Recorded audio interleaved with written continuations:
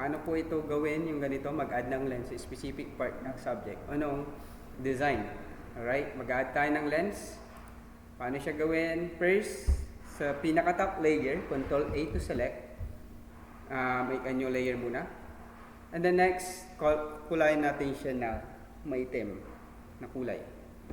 So black. So since my color is nasa foreground, i-apply ko na lang siya out delete. Yeah. So may color na po tayo dyan. Or anyways, pwede rin po mag-add ng solid color pero i-rasterize mo pa siya. So mas matrabaho pa. So by this time, punta ko ng filter, hanapin ko po yung render and then lens flare. Yeah. So paano nga ba yung specific po na portion na to? So by this time, gumawa ko ng guide ko. So mila ako ng guide ko dito, mila rin po ako ng guide ko dyan. Okay? So yan, may point of intersection po dyan, yung point of origin. Sa point of origin na yan, sa window, ilalabas ko po yung tinatawag nila na info. Dapat nakacheck yan. Window info. Or shortcut key is F8. So itatapat ko po yung cursor po dito. Mapapansin nyo po, lalabas po yung, pag tinapat ko po yung cursor dun sa point of intersection, lalabas po yung value.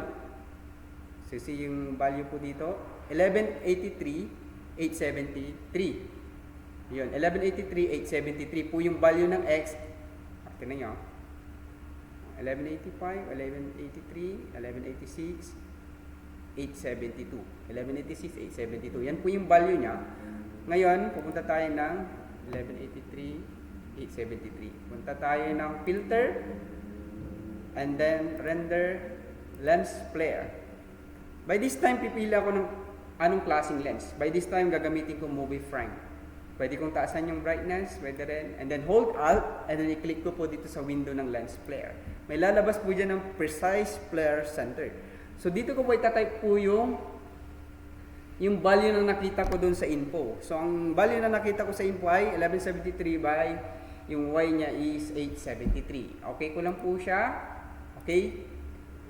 So yun na po yung lens. Ngayon yung lens na yan, papalitan ko po siya. Try nyo pong humanap po dito ng other blending option na mas babagay po doon sa design nyo. Ayan.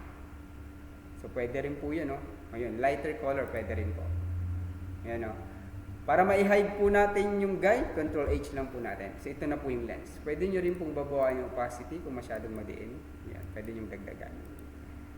Alright. So yan po yung lens na pwede nating maidagdag sa specific po na o precise na part po ng design po natin.